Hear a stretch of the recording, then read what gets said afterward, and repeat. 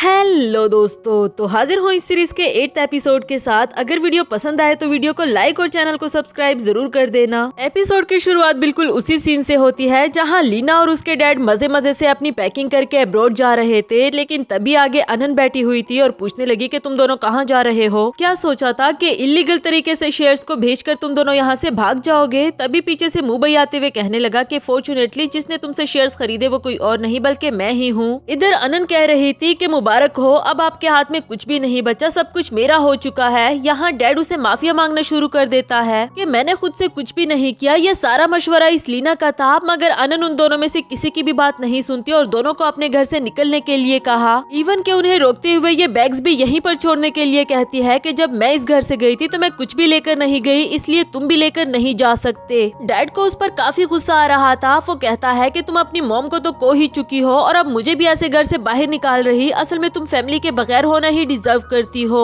ये कहकर वो दोनों बैग छोड़ते हुए चले गए। जबकि अनन काफी ज्यादा सैड हो गई थी। तभी मुंबई उनके पीछे आकर उनका गिरबान पकड़ते हुए कहता है कि अगर दोबारा आपने अनन को हर्ट करने के लिए कुछ भी ऐसा कहा तो मैं आपको छोड़ूंगा नहीं। कहने को तुम उसके बाप हो, इसलिए इस बार मैं तुम्हें छोड़ रहा हूँ। चलो हम दोनों एक डील कर लेते हैं। उसकी मॉम के साथ क्या हुआ था, अगर तुम मुझे सब कुछ सच सच बता दो तो मैं तुम्हें कुछ पैसे दे सकता हूँ जिससे तुम अब्रॉड में सेटल हो जाना। पहले तो डैड कुछ भी बताने के लिए तैयार नहीं थे, मगर इतनी बड़ी रकम का सुनकर वो कहने लगे कि हाँ मैं उसकी मॉम के बारे में जानता हूँ और मैं तुम्हें सब कुछ बताने के लिए तैयार हूँ। नेक्स्ट सीन में मुंबई अनन से पूछ रहा था कि अब तुम खुश हो ना, और बदले में वो बोली कि डैड को घर से निकालकर मुझे वैसी खुशी कैसे हो सकती है, आखिर वो था तो मेरा डैड ही। बातों ही बातों में मुंबई उससे जानना चाह रहा था कि क्या अब हम दोनों सीरियस रिलेशनशिप में आ सकते हैं, क्योंकि जो तुम चाहती थी वो तो वैसे भी हो गया। लेकिन अभी भी अनन उससे कुछ और टाइम मांग रही थी। वो कहती है कि मेरी मॉम कोमा में है, डैड ने भी मेरे साथ ऐसा किया, अब फैमिली के तौर पर मेरे पास एक तुम ही बचे हो। मुंबई ने जवाब दिया कि मैं हमेशा तुम्हारा वेट करूंगा और हमेशा तुम्हारा साथ देने के लिए तैयार हूँ। अगली सुबह अनन अपनी शाही रूप में वापस आ चुकी थी और मुंबई से भी कह रही थी कि जल्दी से ये कपड़े बदल लो, अब तुम पर वो पुराने कपड़े सूट नहीं करते, आखिर तुम गू फैमिली के दामाद हो। दोनों ही एक दूसरे से हंसी मजाक कर रहे थे। आफ्टर दैट अनन उसे अपने स्कूल लेकर आती है और कहती है कि मैं हमेशा यहाँ से दीवार पर लांग कर जाया करती थी। अभी भी वो दीवार पर जम करके अंदर जाती है। इसी दौरान मुंबई की नजर एक गाड़ी पर पड़ी, लेकिन वो उसे इग्नोर करते हुए अनन के साथ अंदर चला गया। अंदर जाते ही उन दोनों को गार्ड अंकल ने पकड़ लिया और अनन को देखते हुए कहते हैं कि अरे तुम इतने सालों के बाद आई हो और वो भी हमेशा की तरह दीवार को जंप करके, पता नहीं कब सुधरोगी तुम। मुंबई अपना इंट्रोडक्शन करवाते हुए कहता है कि मैं इनका फियोंसी हूँ। जो सुनकर गार्ड अंकल खुश हो गए कि चलो इसे कोई ढंग का आदमी तो मिला जो इसका हमेशा के लिए ख्याल रख पाएगा। जाते जाते मुंबई ने उनसे कहा कि हमारी शादी में आप जरूर आइएगा। अनन ने उसे डांट दिया कि तुम्हें किसने कहा कि मैं तुमसे शादी करने वाली हूँ। खैर इसके बाद वो मुंबई को एक पार्क में लेकर आई थी और साथ ही साथ उसे बता रही होती है कि बचपन में मैंने इस पार्क में कितना ज्यादा खेला। मुंबई जानता था कि वो अपसेट लग रही है, तो उसे पूछने लगा कि बता दो आखिर तुम्हें कौन सी बात परेशान कर रही है। जिस पर वो बोली कि मॉम डैड को लगता था कि शायद मुझे उनके झगड़ों के बारे में नहीं पता, लेकिन मुझे सब पता था। मॉम बिजनेस रन करने के लिए मेहनत करती रही और डैड वो पीठ पीछे उन्हें चीट करते थे। मुंबई कहने लगा कि मुझे तुम्हारा एक और सीक्रेट भी पता है। उसके चाइल्डहुड का निक नेम बता देता है जो कि अनन को बिल्कुल भी पसंद नहीं था। तो वो पूछने लगी कि तुम्हें इस बारे में कैसे पता। मुंबई बोला कि अगर तुम मुझे अपनी मॉम के बारे में सीक्रेट बता दो कि आखिर उनके साथ क्या हुआ था तो फिर मैं भी तुम्हें बता दूंगा। लेकिन अनन इस बात पर नहीं मानी और वो झूले लेना शुरू कर देती है। खैर इसी दौरान मुंबई की नजर दोबारा से उस गाड़ी पर पड़ी और इसके कुछ देर के बाद वो अनन को घर छोड़ने के लिए आया था। कुछ देर यहाँ पर बातें करने के बाद वो जब वापस जाने लगा तो उसने उसी गाड़ी को दोबारा देखा। उधर अनन को भी अपनी रूम की साइड कुछ हलचल नजर तो आई। जब वो अंदर जाती है तो उसे किसी ने पीछे की तरफ से पकड़ लिया था, जो कोई और नहीं बल्कि उसका अपना ही डैड होता है, और उसे कहने लगा कि तुमने क्या सोचा था, मुझे घर से निकालकर तुम आराम से जी लोगी। अनन बोली कि ये आप क्या कर रहे हो, मैं अभी भी आपको अपना फादर मानती हूँ। मगर डैड कहने लगे कि अगर तुम मुझे अपना फादर मानती तो क्या ऐसे घर से निकालती। ये कहकर वो अनन पर छुरी से वार करने वाले थे, मगर वक्त रहते ही पीछे से मुंबई पहुंच आया और उनको पकड़ लेता है। अब डैड अपनी जान बचाने के लिए मुंबई को ही मारकर वहाँ से भाग निकला। मुंबई को इस हालत में देखकर अनन बहुत ज्यादा परेशान हो जाती है और फौरन से उसे हॉस्पिटल ले आई थी। उसकी सर्जरी होने के बाद डॉक्टर ने बताया कि उसकी जान बच गई है, मगर वो अभी अपने बेड से नहीं उठ पाएगा। कुछ दिनों के लिए आपको उसका अच्छे से ख्याल रखना होगा। इसके बाद नेक्स्ट सीन में जब मुंबई को जाग आई और उसने अनन को अपने पास देखा तो उसे काफी ज्यादा अच्छा लगा। उसे होश में देखकर अनन डॉक्टर को बुलाने जा रही थी और वो बोला कि रुक जाओ, मैं तुम्हें कुछ बताना चाहता हूँ। तुम जानना चाहती हो ना कि मुझे तुम्हारे चाइल्डहुड का निकनेम कैसे पता, क्योंकि जिस पार्क में तुम मुझे लेकर गई थी अक्सर मैं भी उसमें जाया करता था। एक दिन मुझे कुछ बच्चे बुली कर रहे थे और तुम मुझे उनसे बचाने के लिए सामने आई। उस दिन तुम मुझे बहुत अच्छी लगी थी और उसके बाद मैं हमेशा तुम्हें दूर से ही देखता रहता था, मगर कभी भी तुमसे बात नहीं कर पाया। अनन को भी उसकी ये बातें अच्छी लग रही थी और वो कहती है कि अब से मैं हमेशा तुम्हारे पास रहूंगी, तुम्हारा ख्याल रखूंगी और जो तुम कहोगे वही करूंगी। बस कहने की देर थी कि मुंबई ने उसे परेशान करना शुरू कर दिया। कभी वो उसे कहता है कि मुझे अपने हाथ से खिलाओ, कभी कहता है कि मेरी टांगे दबाओ और कभी कहता है कि मेरी पीठ पर खुजली हो रही है, प्लीज कर दो ना। अनन को गुस्सा तो आ रहा था, मगर उसने खुद ही तो कहा कि जैसा तुम कहोगे मैं बिल्कुल वैसा ही करूंगी। थोड़ी देर में यहाँ पर मिस्टर हाउजिन पहुँच जाए। उन्हें इन दोनों को साथ में देखकर अच्छा लगता है और कहने लगे कि मेरे ख्याल से अब मुझे तुम दोनों की शादी धूमधाम से करवा देनी चाहिए। साथ ही साथ वो अनन से पूछने लगे कि क्या तुम सच में मेरे बेटे से प्यार करती हो। वो तो कोई जवाब नहीं दे पाई, लेकिन मुंबई बोला कि डैड प्लीज उसे थोड़ा सा टाइम दो। अनन के वहाँ से जाने के बाद डैड उसे बात करते हुए कह रहा था कि अनन काफी अच्छी लड़की है और तुम्हें भी उसका बहुत ख्याल रखना चाहिए। मैं चाहता हूँ कि तुम दोनों की शादी धूमधाम से हो, पर उसकी मॉम कोमा में है और यकीनन वो चाहती होगी कि उसकी मॉम भी उसकी शादी अटेंड करे, तो क्यों ना हम उसकी हेल्प करें। मैं एक अच्छे न्यूरोलॉजिस्ट को जानता हूँ और उसे अनन की मॉम के लिए हायर करूंगा। मुंबई को भी अपने डैड का इतना अच्छा रवैया देखकर काफी अच्छा लगा। नेक्स्ट सीन में मुंबई अनन को सरप्राइज देने के लिए अपने पुराने घर लेकर आया हुआ था, जहाँ उसने डेकोरेशन के साथ मैरी मी लिखा हुआ है। साथ ही उसे रिंग के साथ शादी के लिए प्रपोज कर रहा था। अनन बोली मगर हम दोनों तो शादी कर चुके, और इस पर वो कहता है कि मैं सब कुछ फॉर्मल तरीके से करना चाहता हूँ, क्या तुम मुझसे शादी करोगी। भला वो क्यों ना करती, आखिर वो भी मुंबई से प्यार करने लगी है। उसे रिंग पहनाने के बाद मुंबई ने उसे हक किया और इसके बाद हमें अगली सुबह का सीन दिखाया गया। अनन खुशी खुशी से उस घर की सफाई कर रही थी। मुंबई बोला कि ये तुम क्या कर रही हो, थक जाओगी, मगर वो कहने लगी कि नहीं, मुझे यहाँ की सफाई करके सुकून मिलता है। फाइनली दोनों एक दूसरे को हस्बैंड वाइफ की तरह ट्रीट करने लगे। मुंबई को काफी ज्यादा अच्छा लग रहा था, क्योंकि अनन ने उसके इस छोटे घर को भी कबूल किया। इसके बाद दोनों साथ बैठकर फिशिंग कर रहे थे। मुंबई को उसका इतना दूर होना अच्छा नहीं लगता, तो वो उसे कहता है कि प्लीज मेरे पास आओ, मुझे तुम्हें एक किस करनी है। उसके कहने पर अनन उसके पास नहीं गई, जिस पर मुंबई नाराज हो गया था और फिर उसे मनाने के लिए खुद उसके पास जाती है। एक के बजाय उसने काफी सारी किसेस कर दी। आखिरकार मुंबई भी मान जाता है, लेकिन एक दूसरे के साथ नकचढ़ी हरकतें अभी भी दोनों की जारी रही। लेकिन इन हरकतों का एंड भी एक स्वीट सी किस के साथ होता है। आखिर ये दोनों एक दूसरे को एक्सेप्ट जो कर चुके। नेक्स्ट सीन रात का दिखाया गया, जहाँ मुंबई अनन से कहता है कि मैं चाहता हूँ हम दोनों की शादी धूमधाम से हो, पर उससे पहले मैं तुम्हारी मॉम के बारे में वो सीक्रेट जानना चाहता हूँ, क्या तुम मुझे बताओगी। उसकी ये बात सुनकर अनन सैड हो गई और कहती है कि नहीं, मैं अभी नहीं बता सकती, मगर वक्त आने पर जरूर बताऊंगी, इसलिए प्लीज तुम वेट करो। मुंबई भी अब काफी थक चुका था, मगर फिर भी उसका साथ देता है। इसके बाद दोनों ही हाव विला वापस आ गए थे। आधी रात को अनन अपने बेड से उठकर बाहर चली जाती है और उसके जाते ही यहाँ मुंबई की भी आंख खुली। इसी के साथ हमारा ये वाला एपिसोड भी खत्म हुआ।